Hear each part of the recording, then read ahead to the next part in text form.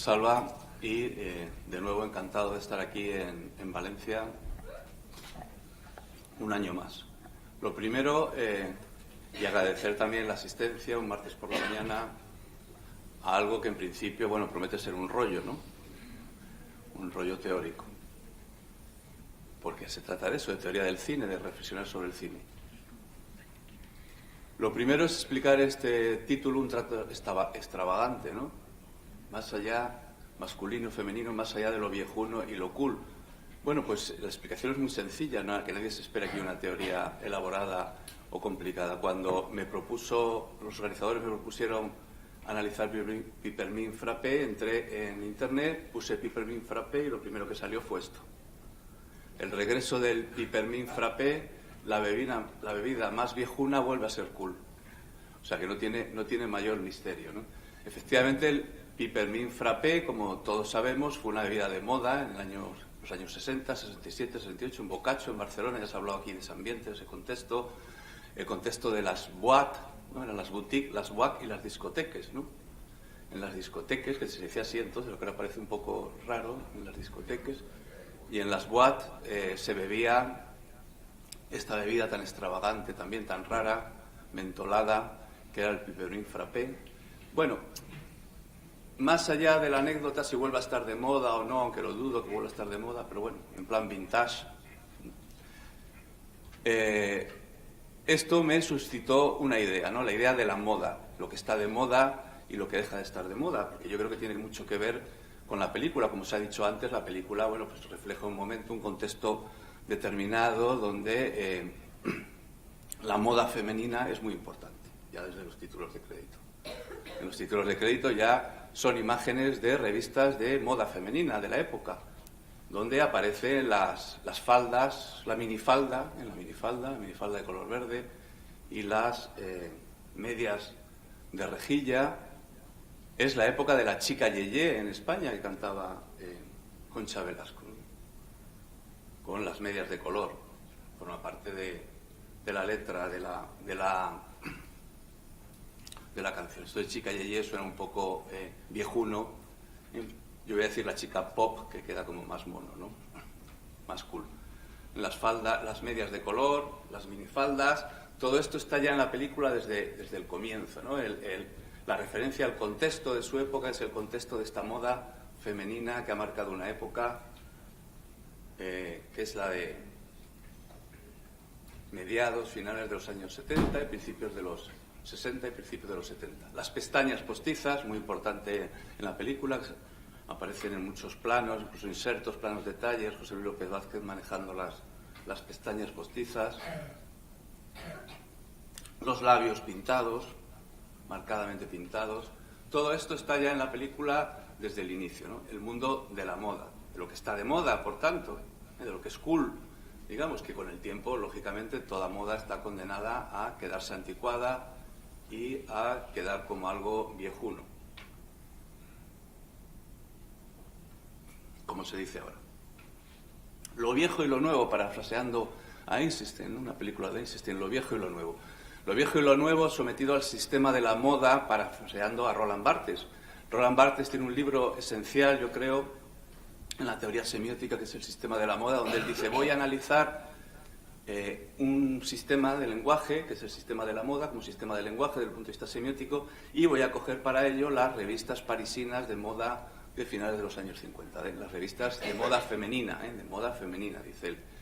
Y esto que parece una banalidad o parece, bueno, rebajar algo muy serio que era la semiótica emergente en aquellos años, algo muy banal como es la moda, sin embargo da lugar a uno de los libros más difíciles de leer, por lo menos a mí es uno de los que más me ha costado de leer, de Roland Barthes, donde además da un giro muy importante a la teoría semiótica, donde dice que la ciencia en general no es la semiótica en la que sería incluida la lingüística, sino que él ya propone en la introducción de este libro algo que es un giro fundamental, que la ciencia de referencia es la lingüística, dentro de la cual estaría incluida la semiótica, ¿no? Le da como un vuelco. Sistema de la moda, lo que cambia incesantemente, siguiendo una perspectiva historicista, y para mí es clave esta palabra, historicista. Frente a eso yo me planteo que el arte, si hay algo que podemos llamar arte, o podemos denominar arte, que es muy difícil de definir y de precisar y de perfilar, es justo lo contrario. El arte hace referencia a lo que hay de eterno, cuidado, eterno, no hay nada eterno en el ámbito del ser humano. Lo que hay de permanente, de constante o de invariante, que no varía, que está ahí desde que somos Homo sapiens, a lo mejor que somos neandertales, y que podemos encontrar en una obra de Sófocles de hace 2400 años, en Shakespeare, hace 400, 500 años, la constancia, esa constancia que podemos encontrar en la obra de arte y que es ajena a las modas, a este sucederse de lo viejo y lo nuevo, porque hay algo en la naturaleza humana que no cambia. Esa es la hipótesis. Esa es la hipótesis. Sin embargo, vivimos en una época historicista. Y yo quiero reivindicar un filósofo que yo he descubierto hace pocos años, Leo Strauss, a partir de un escritor español, Gregorio Luri. Es un filósofo poco conocido en España, judío, alemán, que escribió, tuvo que huir a Estados Unidos, huyendo de los nazis, y escribió la gran parte de su obra en Estados Unidos hasta los años, a principios de los 70, que fue cuando murió. Es fundamental en filosofía política, Leo Strauss. Y Leo Strauss tiene una hipótesis que a mí me sorprendió mucho cuando empecé a leer sus trabajos de filosofía política platónica, como él decía, que es algo bastante enigmático esto que la denomine platónica, ¿no? Su filosofía política, precisamente porque encuentra en Platón algo que es invariante y que está en la filosofía de todos los tiempos, ¿no? Sin embargo, él dice que el gran peligro de nuestra época, lo que nos lleva al nihilismo y al relativismo, que él veía como grandes problemas, el nihilismo y el relativismo, es el historicismo. El historicismo es el espíritu de nuestro tiempo. Cuestión tremendamente compleja, porque en este momento Leo Strauss pasa a ser historicista. Precisamente en la definición del historicismo, él mismo pasa a ser historicista, define nuestro tiempo como algo diferente a la época de Platón. Y es una contradicción con la que él lucha y yo creo que no consigue vencer del todo, ¿no? ¿Qué es el historicismo? Que todo está históricamente condicionado. Todo producto cultural se explica por su contexto histórico. Que nada tiene validez universal, que todo cambia, no hay nada universal, ni constante, ni eterno, algo que valga para todos los tiempos. Esas son frases de Leo Strauss. Pero, sin embargo, el propio Leo Strauss intenta proponer, a partir de una reflexión socrático-platónica, en los inicios de la filosofía, de la dialéctica, intenta proponer que más allá de los cambiantes contextos históricos existen cuestiones fundamentales y permanentes. Bueno, si alguien se creía que esto iba a ser así una cosa banal cuando empecé con lo de la moda, pues ya ve que no, ¿no? Estamos en la teoría. No hay mejor práctica que una buena teoría. No hay mejor práctica de análisis de una película que un planteamiento teórico serio.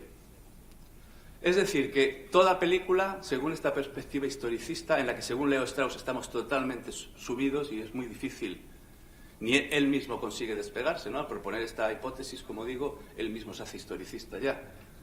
Toda película debe ser entendida en su contexto y ese contexto finalmente acaba subsumiendo a la película. Entonces, cuando yo leo todo lo que he podido leer sobre Pipermin Frappé, nos habla del franquismo visto ahora, ¿no? La perspectiva de esta generación, que a mí me hace gracia, ¿no? Pues yo viví el franquismo algo por la edad que tengo y cuando oigo hablar del franquismo fantástico, pues me parece un poco fantástico. Todo queda subsumido por el contexto y todo se explica por el franquismo, por mayo del 68, por los años 60, por esa moda. Es decir, la película Pipermin Frappé ha sido subsumida por la moda, por la minifalda, las medias de color y las medias de rejilla y los labios pintados y las pestañas postizas. Todo es moda, por tanto, ¿qué queda? Y no, perdón, luego hacemos un coloquio, es que si se me interrumpe yo pierdo el hilo. Luego seguimos. Sí, pero luego al final es que mi modo de hablar es continuo, si no me corto y luego me cuesta recuperar el hilo. Sin embargo, hemos visto ahí que ponía trama y fondo, análisis y lectura del texto, teoría y lectura del texto. Cuando nosotros leemos textos, yo creo que lo que estamos reivindicando es algo que va más allá del contexto. Es decir, y por eso hay películas, cuidado, que son contexto, puro contexto, pero hay otras, y en mi opinión esas son las que se pueden definir como obras de arte o que tienen algo de arte, y Pipermin Frappé lo tiene, es ese cineasta tan culto que es Carlos Saura. Lo que pasa es que, bueno, un hombre culto en el ámbito del cine, no nos engañemos, pues es complicado, ¿no? Pero para mí el gran mérito de Saura es que es un hombre culto, ¿no? Y hace un cine culto. Y que apunta hacia algo que tiene que ver con la obra de arte, ¿no? Pues si hay algo de texto en Pipermin Frappé es porque y trasciende el contexto, va más allá del contexto y por tanto es invariante, es permanente. Entonces la pregunta que yo lanzo a la sala, la visión que da la película de lo femenino y de lo masculino, esta es la gran pregunta. ¿Pertenece al sistema de la moda? ¿Se ha quedado anticuada? Esa mujer ya no tiene nada que ver con la mujer de nuestra época, ni ese hombre tiene nada que ver con el hombre de nuestra época, por tanto habría perdido interés, ¿para qué nos vamos a engañar? No solo se dormirían los espectadores de la época, como os he dicho antes, sino que ahora ya es que nos dormiríamos y nos aburriríamos y no nos interesaría nada. O bien hay algo de invariante en la dialéctica de lo masculino y de lo femenino en la película y por tanto puede apelar a un espectador del año 67, del 2019 y a lo mejor del 2050. Esa es la gran pregunta. Esa es la gran pregunta. Pipermin Frappé como texto y por tanto más allá del contexto, más allá del sistema de la moda, de lo viejuno y lo cool, de lo viejo y lo nuevo. Bueno, para eso tengo que hablar necesariamente del contexto. Para quitármelo de encima, no lo voy a conseguir, quitármelo de encima, porque vivimos en el historicismo. Vivimos en el historicismo. No como una envoltura cultural, sino como algo que forma parte de nuestra esencia, como decía Leo Strauss, política, como zoon politicum. No podemos entendernos como animales políticos fuera del historicismo, decía Leo Strauss. Pero bueno, voy a intentar hacer esta operación de disección del contexto y del texto. El contexto de Pipermin Frappé no puede ser más embargante, digamos, más succionante, porque es un contexto fuerte, ¿no? Es el contexto de mayo del 68. De hecho, Carlos Saura está en Valladolid, ahora en la Seminci, hace muy poco, en octubre, hizo unas declaraciones que publicó en el Norte de Castilla contando lo importante que fue esta película en mayo del 68 en relación con el Festival de Cannes. Solidarios ante la tesitura de mayo del 68, Saura recuerda que él y Geraldine Chaplin acudieron a ver al entonces director de Cannes, Fab Lebret, y le dijeron: queremos retirar la película del festival, este no es el mejor momento para participar. Le solicitaron. Lebret se negó apelando a su humanidad: tenemos que proyectarla, si no el festival se viene abajo. Ni Saura ni Chaplin recularon. Lo sentimos mucho, pero la retiramos. El tono de Lebret cambió entonces sustancialmente. No puede usted hacer nada ya, se va a proyectar la película. Eran las 4 de la tarde, recuerda el cineasta, cuando la exhibición fue a comenzar. Se descorrieron las cortinas y dio comienzo Pipermin Frappé. Entonces saltamos allí, esta escena famosa, supongo que ya se habrá hablado aquí de ella, ¿no? Saltó Polanski, el pobre Polanski, ¿no? También considerado en su época y tan mal considerado ahora, ¿no? Lo que cambian los contextos. Polanski, Godard, Truffaut, Elías Querejeta, Geraldine y yo, para impedirlo. Volvimos a cerrar un poco las cortinas a mano, de mala manera, y ahí se terminó la proyección. Y acabamos con el festival. Pipermin Frappé fue la película mítica que acabó con, mítica en el sentido también del sistema de la moda, tópica, digamos, que acabó con el Festival de Cannes por mayo del 68. Mayo del 68, y creo que debe ser entendido, y la gente que ha profundizado un poco en este tema lo entiende así, como un giro antropológico, en el que vivimos todavía instalados. El mayo del 68 no es mayo del 68, y en París los adoquines y demás, sino que hubo un giro antropológico que yo creo que está muy bien representado por esta figura de la chica yeye aquí en España, pero vamos a denominar la chica pop, ¿no? Ese arte pop que acabaría incluso con cosas como el expresionismo abstracto y lo que venía arrastrándose atrás en pintura, por ejemplo, en el ámbito de la abstracción.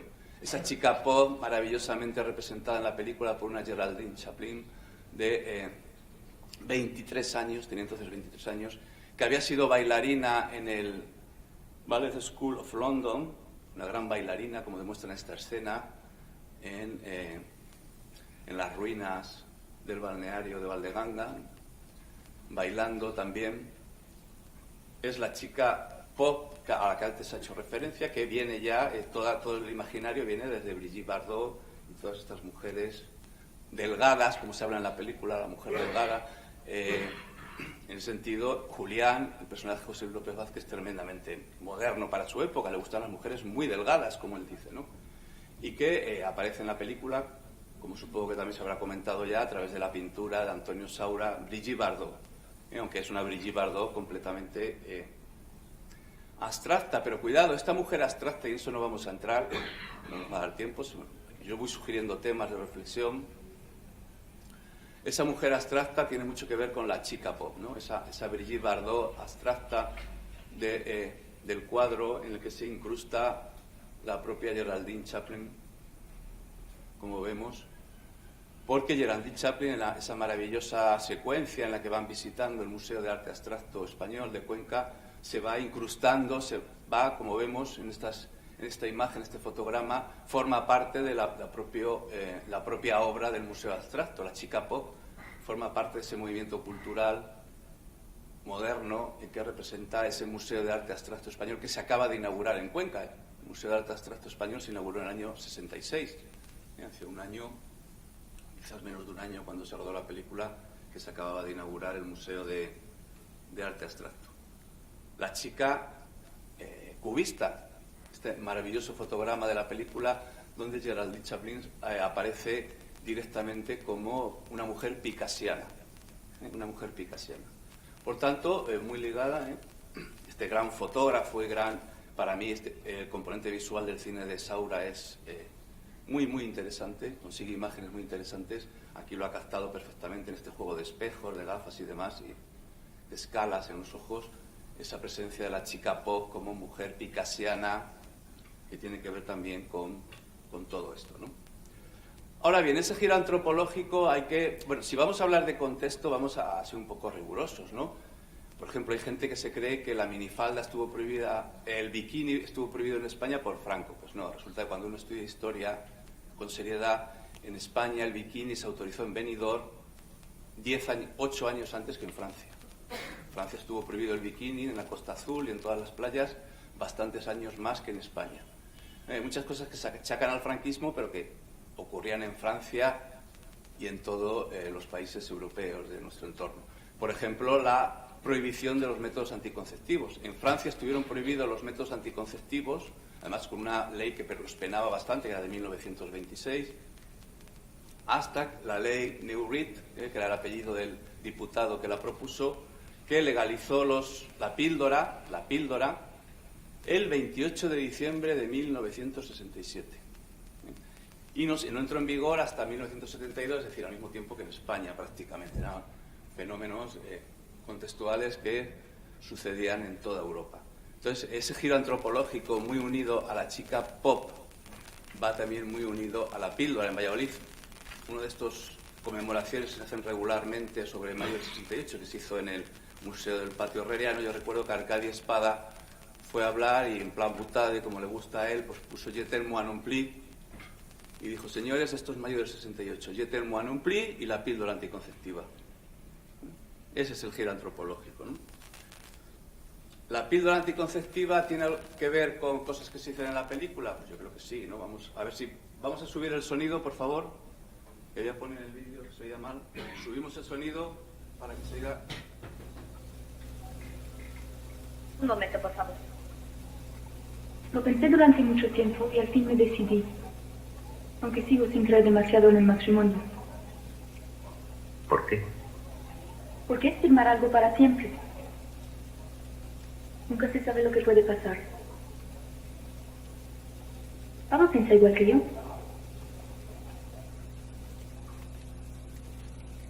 ¿Qué piensa Pablo? Pues eso, que las cosas duran mientras duran. Ya. ¿Y los hijos? Si no tenemos hijos. Pero los tendréis. ¿O no? Yo no estoy preparada para eso. Se habla del matrimonio, es el giro antropológico, tiene que ver con la chica pop, con la píldora anticonceptiva, pues afecta también al matrimonio y al tener o no tener hijos. Y esta escena, que yo creo que es de Azcona, Angelino Pons, también con un humor siniestro, aparece ahí la calavera, ¿no? La calavera consigue reflejar muy bien esa parte siniestra, ¿no? Del humor muy soterrado, muy sutil de la película, en la que también se habla de los hijos. Creo que está desincronizado el sonido, pero bueno, no sé por qué será. Sí. ¿Cómo está tu mujer? Está embarazada otra vez, figúrese usted. ¿Y cuántos tenéis ya? Con 5. Y con suerte, 6 años llevamos casados. Bueno, se puede bajar ya el sonido, aunque ha parecido desincronizado. Tienen 5 hijos y con suerte, ¿no? Porque llevan 6 años casados. Claro, esa es la España vetusta, la España de antes de mayo del 68, representada por este paciente de Julián, que tiene 5 hijos en 6 años. Este contexto no es solo un contexto de giro antropológico, es un contexto político e ideológico. No sé si alguien se ha fijado en las imágenes de los títulos de crédito, que justo la última es tremendamente extraña. ¿Alguien se ha fijado? No. ¿Qué es esta imagen? Pues es una imagen del puro y duro contexto en el que se hizo la película. Es de las elecciones en Estados Unidos de 1964, del candidato conservador, del candidato del Partido Republicano, del que no se acuerda nadie, pero que ha sido muy importante, que es Barry Goldwater. Barry Goldwater fue llamado Mr. Conservador. Las elecciones las ganó Lyndon B. Johnson por el Partido Demócrata. Atacándole, le atacó como miembro del Ku Klux Klan, que era mentira, dijo muchas mentiras Lyndon B. Johnson en aquella campaña que fue muy sucia, para descalificar a Goldwater, que es lo que llevan las gafas, si lo ven ahí, Goldwater, go, vamos. Esta mujer viejuna, lo viejuno, porque todas han sido imágenes de chicas guapas, chicas modernas, chicas con minifalda, y justo la última imagen aparece lo viejuno, esta mujer vieja que es una seguidora de Mr. Conservador, que fue precursor de Ronald Reagan. Bueno, para que alguien lo entienda, es como si ponemos en una película actual a Donald Trump. El rechazo que generaban en ese momento Goldwater en Europa, entre la progresía europea, pues es el mismo que genera a Donald Trump, para entenderlo. Y sobre todo hay un contexto que es el franquismo, reinterpretado, como he dicho antes, desde la actualidad. Eso habría mucho que hablar. Y yo he cogido una frase, por ejemplo, en Phil Affinity, que dice esto, pero hay miles de las que se hacen ahora, son comentarios actuales sobre la película. Pipermin Frappé muestra cómo el agobiante contexto, siempre la película se explica por el contexto, pero claro, si la película solo es contexto, pues no es texto. Ese es el problema. Como el agobiante contexto represivo de la época era el detonante de una latente explosión violenta. Y a mí esto me ha interesado porque una de las cosas más extrañas de la película, no sé a ustedes, pero a mí desde luego me ha extrañado siempre, es esa explosión violenta que hay al final, excesivamente violenta. Y cuando de repente Julián decide matar a 2 personas, un asesino de 2 personas, amores letales, sí, letales para los otros, no para la pareja de amantes, que son finalmente julianianos. Eso es muy interesante, ¿no? Decide tirar este maravilloso coche. Carlos Saura siempre ha dicho que es un gran amante de los coches, él diseñaba coches, además, que este Ford, voy a leerlo porque yo no entiendo nada de coches, Thunderbird, un Ford Thunderbird descapotable, creo que es rojo, maravilloso, y lo tira por el barranco, matando a Pablo y a Teresa, ¿no? Por el mirador del Ventano del Diablo, que estuvo muchos años allí el coche. Me acuerdo que ibas al mirador del Ventano del Diablo, mira, ahí está el coche de Pipermin Frappé, ¿no? Porque lo tiraron, pero luego no lo recogieron. Yo no sé al final cómo lo sacarían de allí, ¿no? En el río Júcar. Esa violencia extraña tiene que ver con algo que se dice. A mí siempre me hace... tengo interés en recoger algo de lo que se nos propone para venir aquí en las jornadas, ¿no? En el folleto, en el tríptico, hay algo muy interesante que creo que es de Hernán Morín, ¿no? Está atribuido a Hernán Morín. Allí donde la prosperidad económica había eliminado las penurias por la más estricta las penurias generadas por la más estricta supervivencia. No olvidemos que en mayo del 68 en Occidente crecíamos todos los países, y España el primero, por más, España el 6, el 7%, con tasas chinas. Todos los años se crecía un 5%. Es el periodo de auge económico y de prosperidad económica mayor que ha habido en Occidente, documentado. Pues bien, en ese momento de prosperidad económica tenía lugar la aparición de cierta infelicidad producida por un hastío desconocido, y con él la irrupción de una violencia. Bueno, luego la introducción a la jornada dice que amenazaba de subirlo todo. Yo creo que no. Era una violencia explosiva, excesiva, pero muy puntual, muy limitada, afortunadamente, y sin causa aparente, ¿no? Porque es el terrorismo, y aquí habrá que hablar mucho del terrorismo y cómo el terrorismo, la violencia real, se relaciona con las fantasías ideológicas, porque es el momento en que, en mayo del 68 parece una cosa muy divertida, de píldora y de minifalda y medias de color. Bueno, sí, pero también del terrorismo. En ese momento surge ETA empieza a atentar en el año 68 en España, IRA en Irlanda del Norte, pero sobre todo las Brigadas Rojas en Italia, Lo digo sobre todo porque están muy ligadas a mayo del 68 y a las ideologías que emergen en mayo del 68, la fracción armada del Ejército Rojo en Alemania, etcétera, que es una violencia muy limitada, que no iba a destruir nada ni amenazaba nada, pero que asombra por su exceso, carácter explosivo y que tiene mucho que ver con esa escena final de la película, pero esto de nuevo no lo voy a desarrollar, lo dejo también aquí como propuesta, ¿no? Propuesta a pensar. Porque lo que me interesa es dejar atrás todo ese contexto que he definido en mayo del 68. Si alguien cree que eso explica el franquismo, mayo del 68, el giro antropológico, la chica pop, todo eso explica la película, pues aquí acabaría la conferencia, ¿no? Podemos acabarla aquí. Como yo creo que no, que hay algo más, pues empieza ahora mi conferencia de verdad, ¿no? Planteando que lo viejo y lo nuevo se puede entender como maniqueísmo, cuidado, maniqueísmo en el sentido vulgar de la palabra, porque el maniqueísmo pertenece a una filosofía oriental, el maniqueísmo de la India, muy profunda, muy seria y muy dialéctica, pero aquí vulgarmente entendemos por maniqueísmo lo que yo me he referido, ¿no? El sistema de la moda, lo viejo, lo nuevo, lo viejuno y lo cool. En uno de sus diálogos más interesantes, Platón, y con esto ya voy a hacer la última propuesta así teórica fuerte, el Eutidemo, donde llegan dos sofistas extranjeros a Atenas, muy famosos por su retórica, a dar clase, y Platón dice que él quiere aprender, entonces todo el mundo se queda alucinado, pero ¿cómo? Perdón, Sócrates, Platón lo escribe, Sócrates es el personaje que dice que él quiere aprender de estos sofistas que eran famosos por enseñar a la gente a manipular a los demás mediante el lenguaje, bueno, lo que es la retórica sofística, ¿no? Pero ¿cómo tú, que propugnas la dialéctica filosófica, la verdad, la búsqueda de la verdad, vas a aprender de estos que lo único que dicen es que puedes convencer a alguien de una cosa o de otra, que no hay verdad ni mentira, simplemente es la habilidad que se tenga con el discurso? Entonces, en este diálogo tan interesante, el Eutidemo, que analiza Leo Strauss con mucho detenimiento, Platón, en boca de Sócrates, propone una diferencia entre la erística, que es lo que practican los sofistas, y que es lo que se practica normalmente como maniqueísmo, y la dialéctica, y ahí inaugura la filosofía seria y fundamental, la dialéctica. Bueno, pues todo lo que me queda ya de conferencia va a ser un intento de demostración o de reflexión un poco meticulosa y seria y rigurosa, todo lo que pueda, de que lo que hay en la película no tiene que ver con la erística de la moda,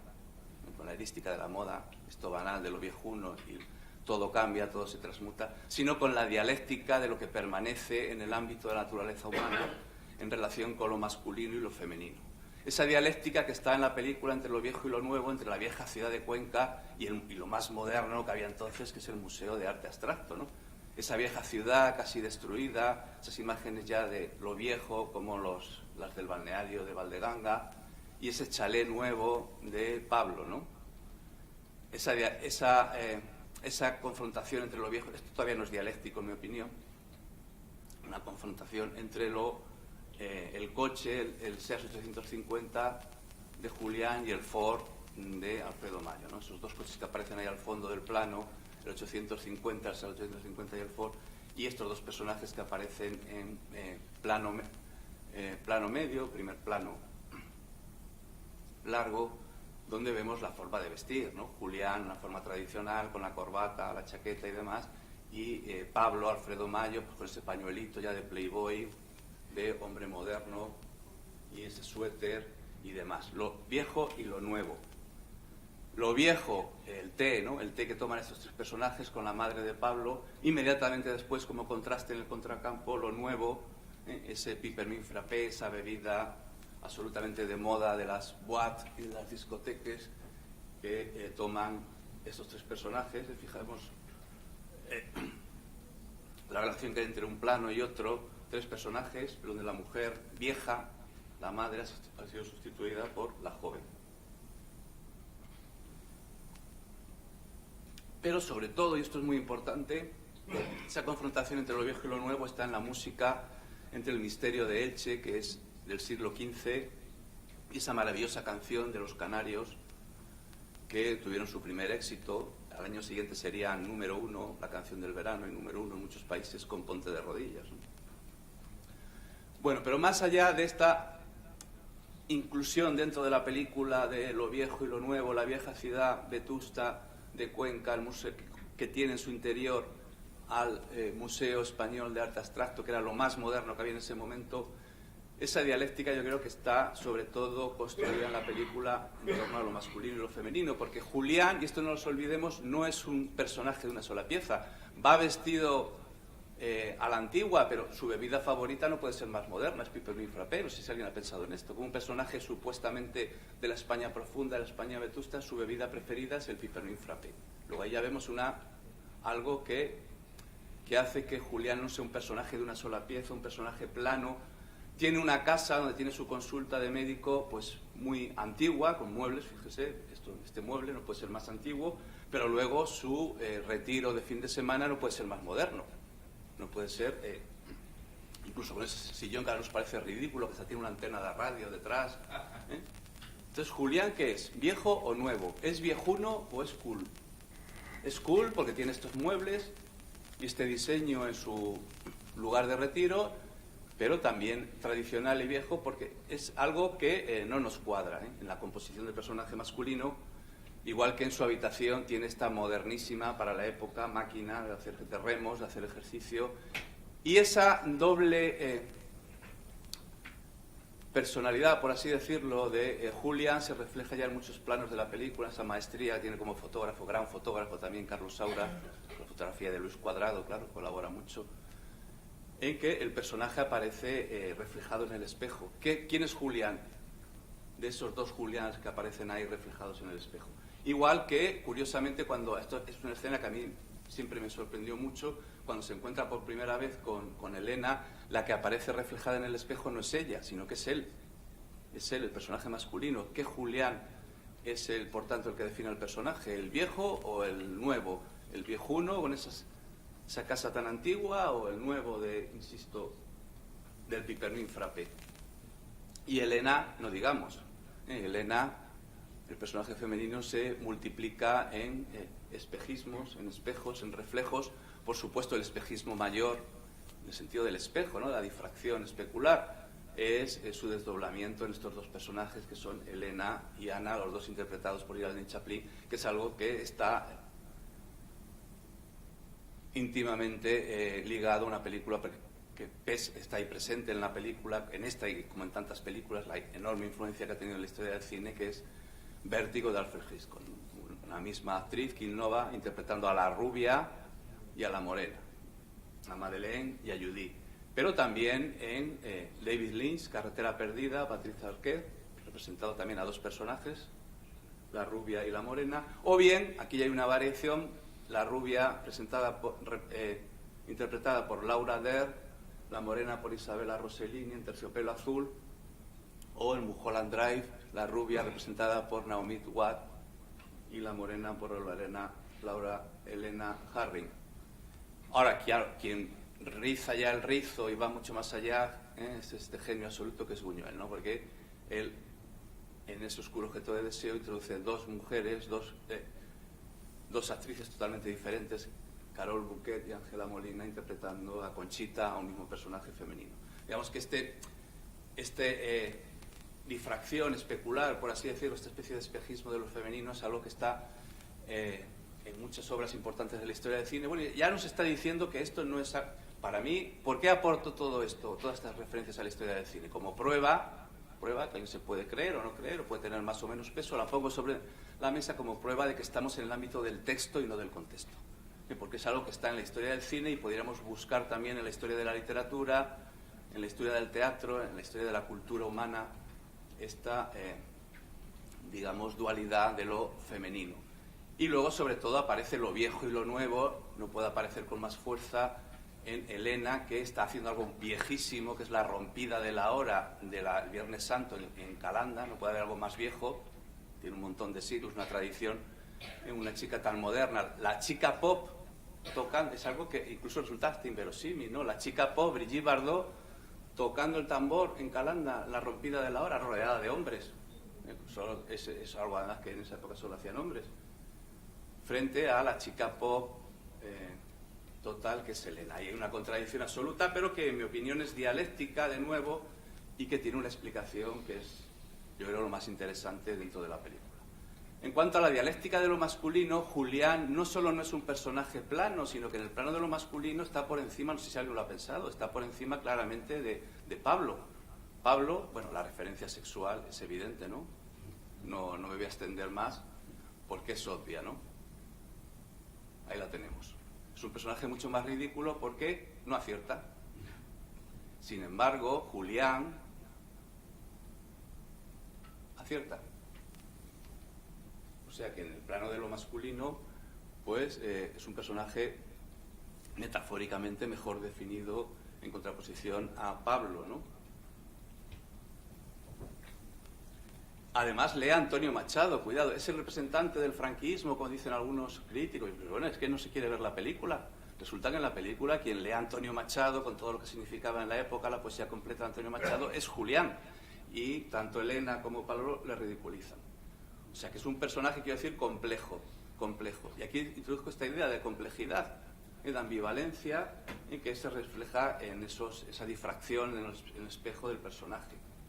Pero sobre todo es un personaje dentro de su masculinidad que tiene que ver con Pigmalión, que no es una metáfora de lo masculino del año 67.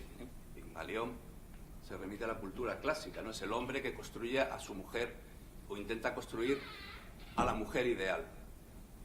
Y eso es lo que va a hacer Julián, construir a la mujer ideal partiendo de las revistas de moda, algo que tiene que ver con lo erístico, con el sistema de la moda, pero que entra en la dialéctica de lo masculino en la película.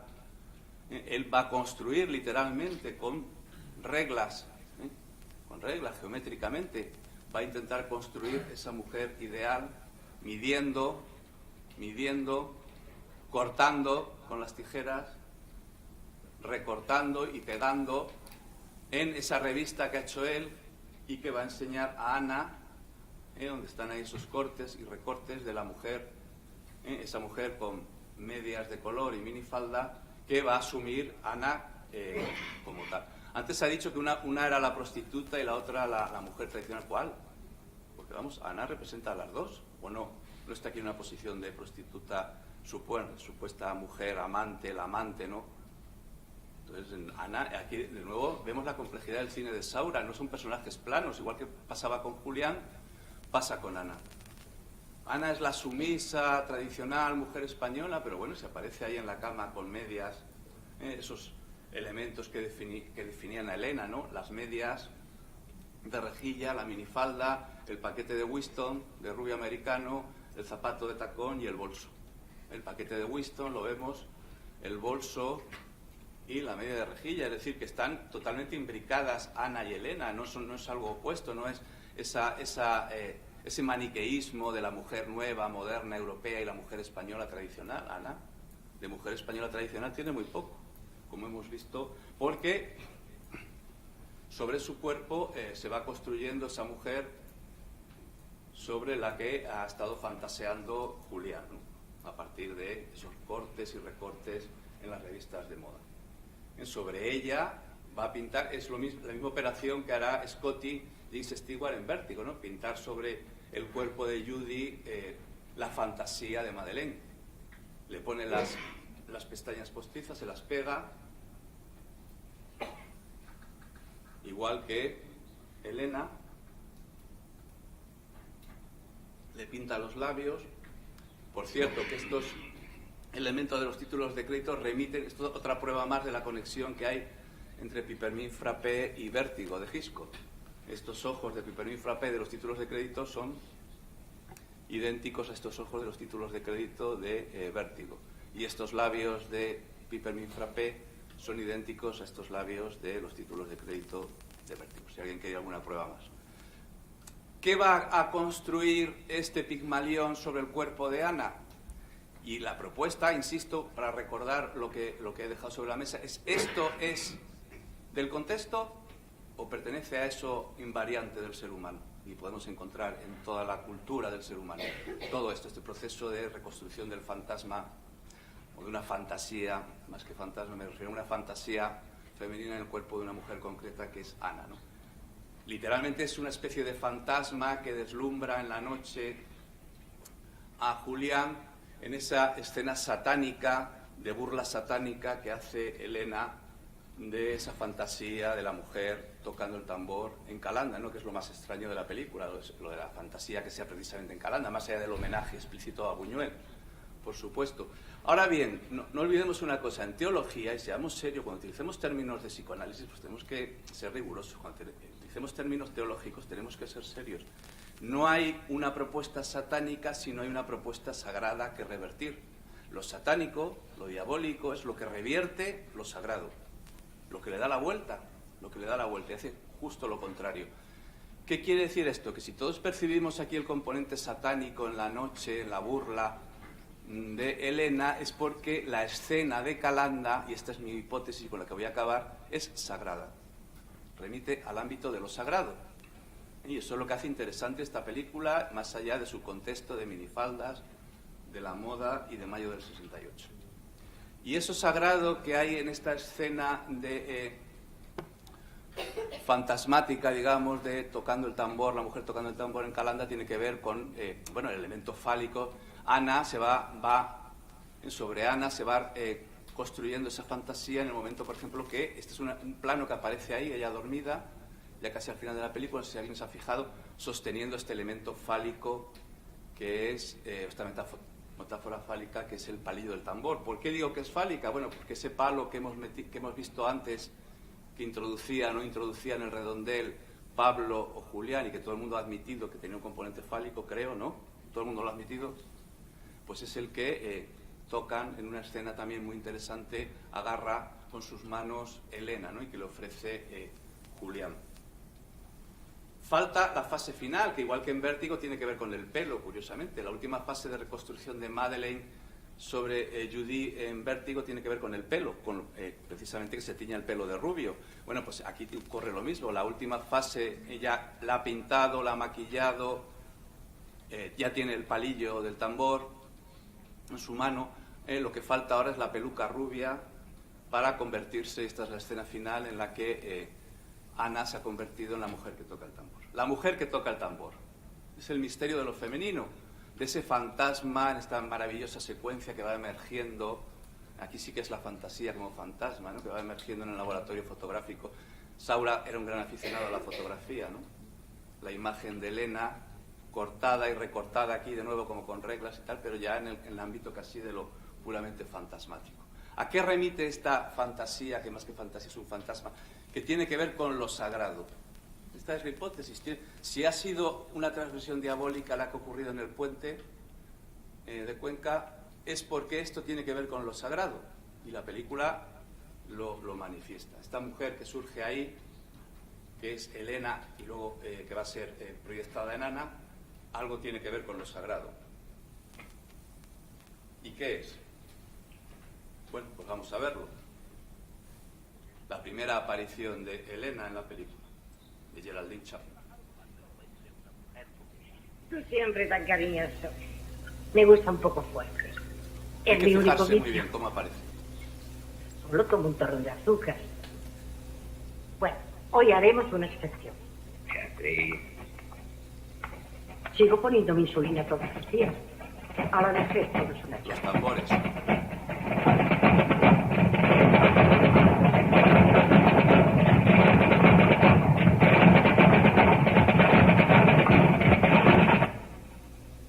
¿Se ha visto lo que tiene de sagrado? ¿No? Es que bueno, sobre todo los más jóvenes, no sé qué tal andan de cultura católica. Cultura, esa cultura. Nosotros vamos por la calle de Valencia, yo veo iglesias, veo monumentos, veo referencias al catolicismo. Entonces,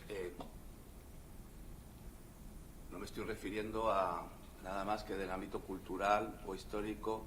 Hay un elemento ahí iconográfico, católico esencial, que a lo mejor, sobre todo a los más jóvenes, les ha pasado desapercibido. Bueno, en primer lugar, veamos la composición del plano, donde se coloca la cámara. ¿Qué es lo que estructura? Pues está ahí, en primer término, en escorzo, Julián, José Luis López Vázquez, hablando con la madre de Pablo, y en el fondo, ¿qué es lo que aparece? Encuadrado, reencuadrado dentro del encuadre. ¿Lo vemos lo que aparece en el fondo? Bueno, lo que vemos es un altar. Es un altar. Es un altar, ¿por qué? Porque en ese altar aparece la Virgen. ¿Y dónde aparece la Virgen aquí? Bueno, este ya está delirando, ¿no? Ya está viendo visiones.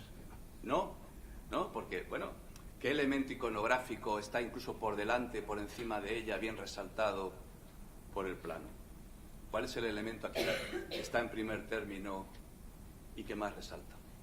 El jarrón con las flores. ¿Y qué flores son esas? Lirios, ¿no? ¿Y qué son los lirios? Pues la flor más ligada, una de las flores más ligadas a la Virgen María. Los lirios. Incluso he intentado buscar una imagen un tanto bonita, porque la verdad es que la iconografía actual católica es penosa, ¿no? Deja mucho que desear las estampitas. Pero, claro, pero cuidado, pero todo el arte católico, si ahora nos reímos del actual, pero cojamos todo el arte maravilloso. Y he encontrado esta imagen, buscaba una de una virgen rubia, ¿no? Una virgen rubia con lirios. Una virgen rubia con lirios. ¿Cómo explicar, si no, esa construcción en contrapicado? Porque hay que darse cuenta que vemos la llegada de Elena, la vemos en contrapicado, en ese altar y rodeada de lirios. ¿Alguien encuentra otra explicación? Pues creo que la referencia es explícita, y ahora nos permite explicar qué pinta ahí la dialéctica Misterio de Elche, música del siglo XV, con la música de los canarios y tal. Bueno, el Misterio de Elche aparece ya en los títulos de crédito. Todos en los títulos de crédito vemos imágenes de la moda femenina, las minifaldas, las medias de rejilla, las pestañas, los labios pintados, y estamos oyendo el Misterio de Elche. ¿Pero qué es el Misterio de Elche? El Misterio de Elche es un drama sacrolírico, ahora sabemos que de mediados del siglo XV, que está todo él centrado en la Virgen María y que hace referencia a la dormición. Si alguien no sabe lo que es la dormición, sería un tema interesantísimo, lo podemos hablar luego en el coloquio. Es un tema además que la Iglesia Católica ha debatido muchísimo. Hasta el año 1950 todavía se debatía la dormición, ¿no? Es decir, si la Virgen murió y luego subió al cielo, o se durmió simplemente y subió viva al cielo, ¿no? Lo que dice la Iglesia Católica es que subió en cuerpo y alma. El cuerpo subió, pero muerto o no muerto. Esto yo incluso lo he debatido con curas que saben un poco de teología, que hay muy pocos ya, por cierto, o que les interesen estos temas, que tampoco les interesan, ¿eh? Quieren adoctrinar, como todo el mundo, ¿no? Todo el mundo quiere adoctrinar. La televisión, los políticos, los curas, todos adoctrinar. Pero si a alguien le interesa un poco la teología, y no está claro la dormición de María. Esto es uno de los grandes misterios, ¿no? Del que habla el Misterio de Elche, cómo sube María al cielo. La dormición, la asunción, que es la dormición, es el paso previo, se duerme o muere, ahí estaría la discusión teológica. Sube al cielo, la asunción y la coronación de la Virgen María. Bueno, ese es el Misterio de Elche. ¿Y qué pinta el Misterio de Elche en esta película? Pues lo mismo que los lirios y esa imagen con túnica blanca tan claramente mariana de Elena que aparece en la película. ¿Y qué es la Virgen María? Bueno, pues la Virgen María que aparece aquí. ¿Qué sentido tiene esta secuencia, Julián poniendo una vela en un altar? ¿Dónde está la Virgen María? ¿Dónde está la Virgen María?